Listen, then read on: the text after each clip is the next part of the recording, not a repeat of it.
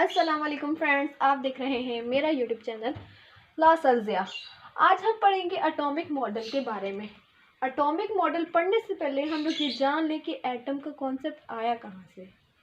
हमने पढ़ा था कि एक एरिस्टोटल साइंटिस्ट, बहुत बड़े साइंटिस्ट हैं, एरिस्टोटल का मानना था कि दुनिया में जितनी भी चीज़ें हैं दुनिया में जितनी भी मैटर है, जितनी भी चीज़ें हैं, वो 4 चीज़ों से मिलकर बनी है। और वो 4 चीज़ें क्या हैं? हवा, पानी, आग और मिट्टी।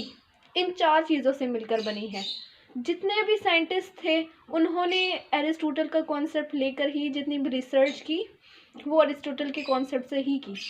फिर हज़रत ईसा अलैहिस्सलाम के दौर से भी पहले के ज़माने से भी पहले के ये साइंटिस्ट थे। फिर हज़रत ईसा अलैहिस्सलाम के ज़माने से पहले भी एक और साइंटिस्ट आए एरिस्टोटल के दौर में, डेमोक्रिटस।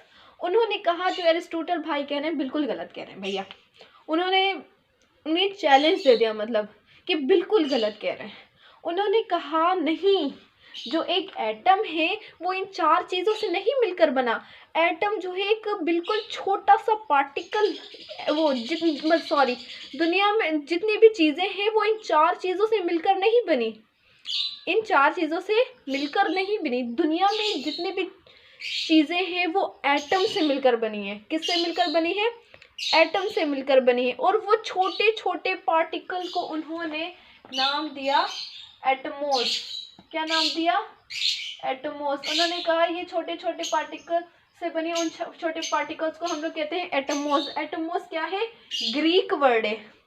ग्रीक वर्ड है। एटमोस का मतलब होता है अनकटेबल।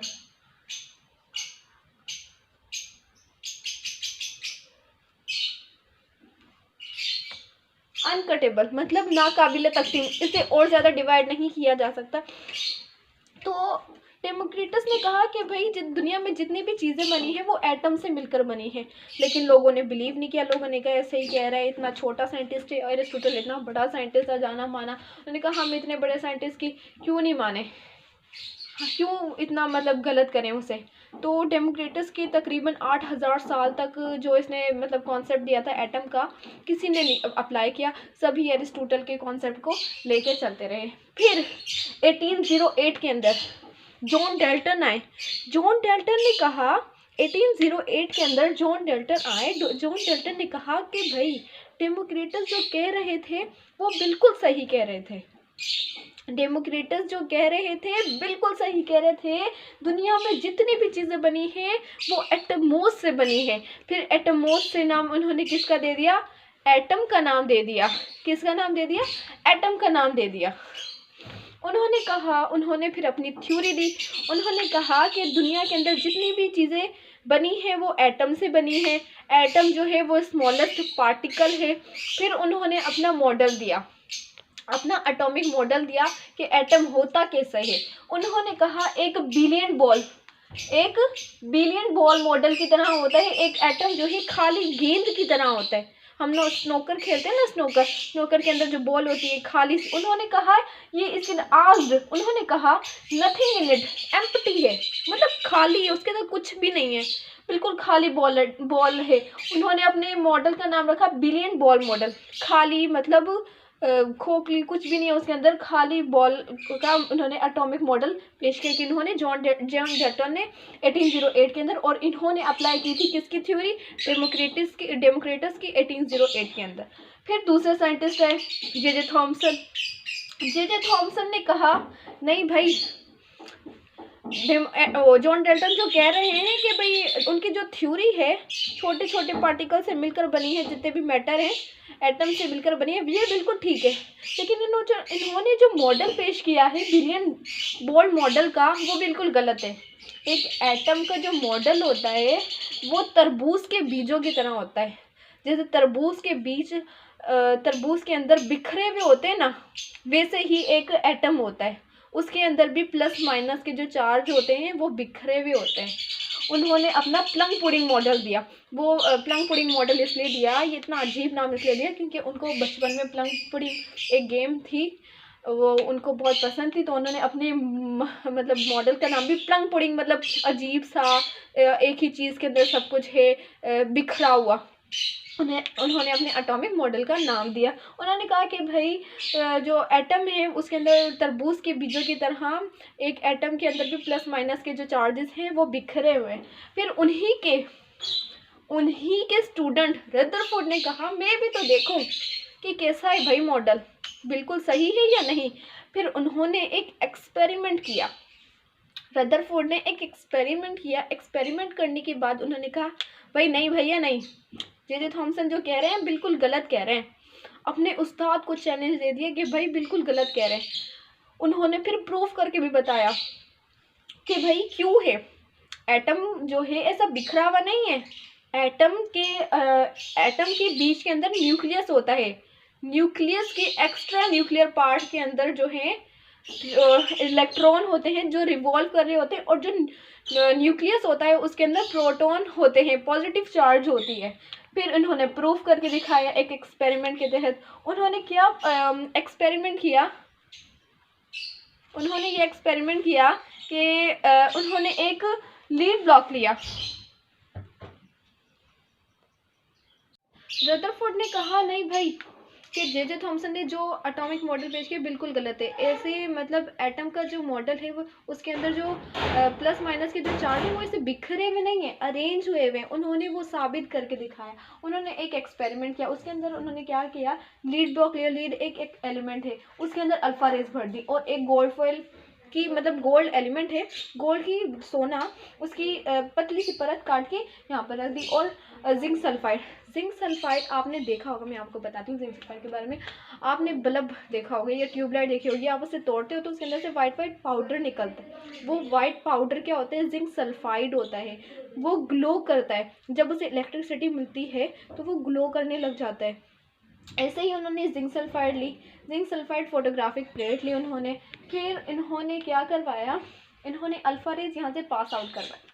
इन्होंने अल्फा रेज पास आउट करवाई तो जो हमने पढ़ाई कि जो अल्फा रेज होती हैं वो पॉजिटिव होती हैं, और हमने पढ़ाई कि जो पॉजिटिव होती हैं वो आपस में क्या करती हैं, रेपल करती हैं।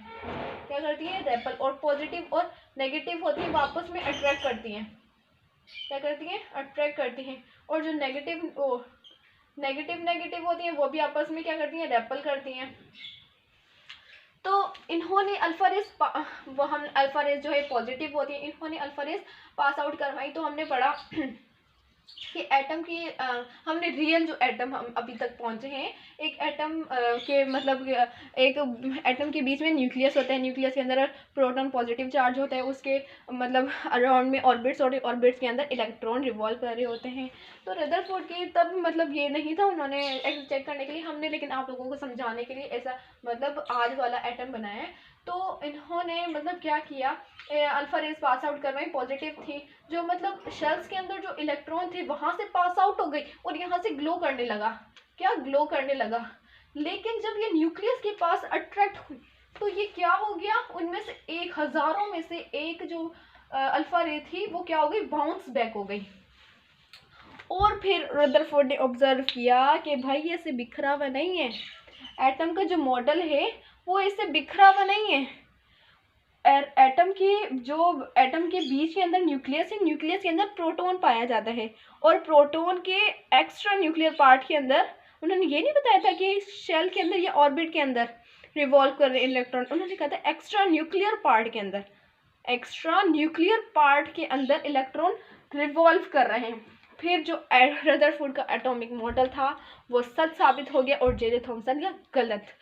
और फिर रदरफोर्ड थे, उन्होंने अपने एटॉमिक मॉडल का नाम क्या रखा, solar system atomic model. Solar system atomic model मतलब एक फॉर एग्जांपल जैसे सूरज है, सूरज के गिर्द बहुत सारे प्लैनेट्स चक्कर लगाते हैं, ऐसे ही एक न्यूक्लियस, सूरज क्या है, न्यूक्लियस है, और जो प्लैनेट्स हैं वो क्या है, इलेक्ट्रॉन हैं, वो उसके गिर्द रिवॉल्व करते हैं। तो उन्होंने कहा कि भाई, लेकिन ये नहीं बताया था कि किन के अंदर वो रिवॉल्व करते हैं, उनके एक्स्ट्रा न्यूक्लियर पार्ट मतलब न्यूक्लियस से बाहर एक कोई हिस्सा होता है उसके अंदर वो रिवॉल्व कर रहे होते हैं न्यूक्लियस के गिर्द। उसके बाद रदरफोर्ड ने अपना एक्सपेरिमेंट किया, एक्सपेरिमेंट करने उन्होंने अपना एटॉमिक मॉडल दिया। लेकिन जो रदरफोर्ड का एटॉमिक मॉडल था इसके अंदर इन्होंने कुछ गलतियां की।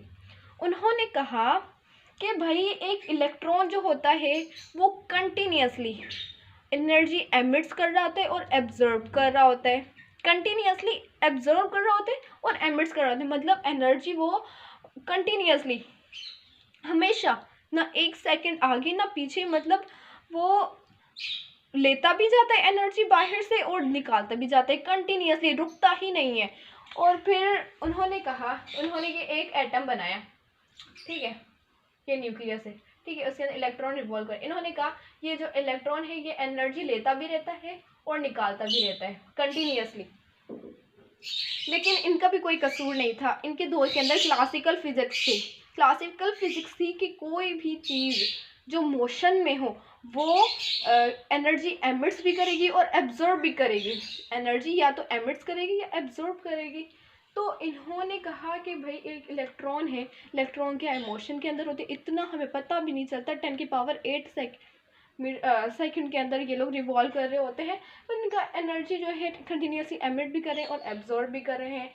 इन्होंने मतलब अगर ये एमिट्स करें एब्जॉर्ब कर रहे हैं तो क्या इलेक्ट्रॉन मतलब जो है एनर्जी एमिट्स करता रहेगा तो उसकी एनर्जी कम होती रहेगी, वो कम होती रहेगी तो वो नीचे आ जाएगा, मतलब वो न्यूक्लियस की तरफ घुसने लगेगा, उसके पास एनर्जी बचेगी नहीं, तो न्यूक्लियस क्या करेगा, अपनी तरफ खींच लेगा, अपनी तरफ इलेक्ट्रॉन को खींच लेगा, फिर इलेक्ट्रॉन क्या ऐसे घूमते घूमते घूमते न्यूक्लियस के अंदर आके गिर जाएंगे, एटम तबाह हो जाएगा। इन्होंने स्टेबिलिटी नहीं बताई थी एटम कि एटम कैसे मतलब रह सकता है, स्टेबल कैसे रह सकता है, उन्होंने स्टेबिलिटी नहीं बताई।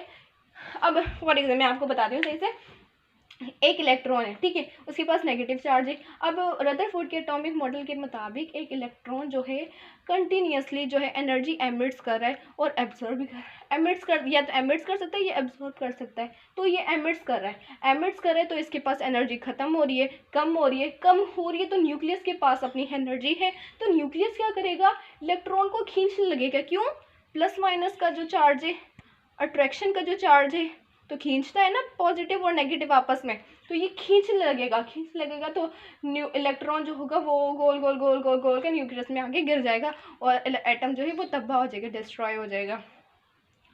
फिर इन्होंने स्टेबिलिटी नहीं बताई थी कि कैसे स्टेबल रह सकता है, कैसे मतलब जिंदा रह सकता है एक एटम, तो इन्होंने स्टेबिलिटी नहीं बताई थी। फिर नील बोहर आए, नील बोहर भी रदरफोर्ड के स्टूडेंट थे, जे थॉमसन के स्टूडेंट थे, कौन, रदरफोर्ड, और रदरफोर्ड के स्टूडेंट थे नील बोहर। नील बोहर ने कहा कि भाई इलेक्ट्रॉन जो है वो ऑर्बिट के अंदर रिवॉल्व करते हैं, ऑर्बिट के अंदर एनर्जी लेवल के अंदर स्टेशनरी स्टेट के अंदर रिवॉल्व करते हैं, ठीक है, और उन्होंने शेल्स के अंदर रिवॉल्व करते हैं, ठीक है, एनर्जी के अंदर ऑर्बिट्स के अंदर और एनर्जी लेवल के अंदर, ऑर्बिट्स के अंदर, स्टेशनरी स्टेट्स के अंदर रिवॉल्व करते हैं। फिर उन्होंने स्पेसिफिक नाम बता दिया कि किसके अंदर रिवॉल्व करते हैं इलेक्ट्रॉन, नील बोहर ने तो ये बताया। फिर नील बोहर ने बताया कि भाई इलेक्ट्रॉन जो है कंटिन्यूसली एमिट्स और नहीं करते और ना ही एब्जॉर्ब करते हैं।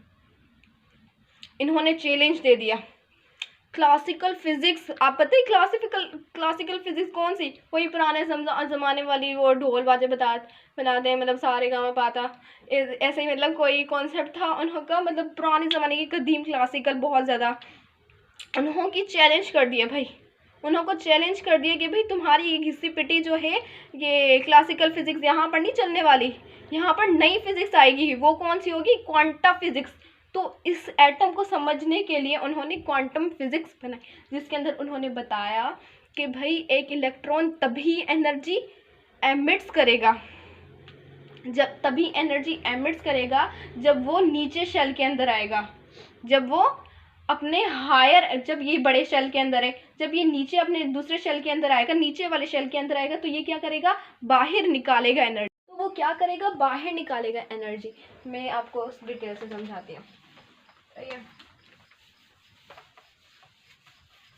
जल्दी से राइट डाउन कर लें।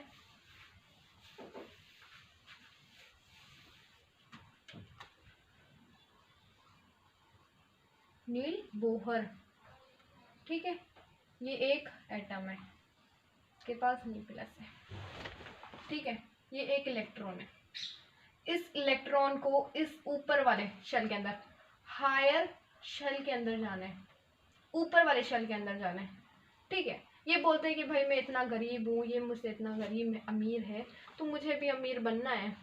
तो वो अमीर बनने के लिए क्या करता है, बाहर से जो है एनर्जी क्या करता है, एब्जॉर्ब करता है। अब ये एब्जॉर्ब कर रहा है ना, बाहर से एनर्जी क्या करेगा, अपने अंदर लेगा।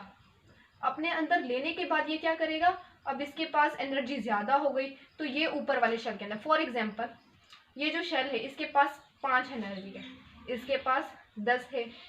अब इसको इस शेल में जाने के लिए इसे 5 और चाहिए। ये क्या करेगा कि बाहर से 5 एब्जॉर्ब करेगा, बाहर से 5 एब्जॉर्ब करने के बाद क्या ऊपर शेल में चला जाएगा।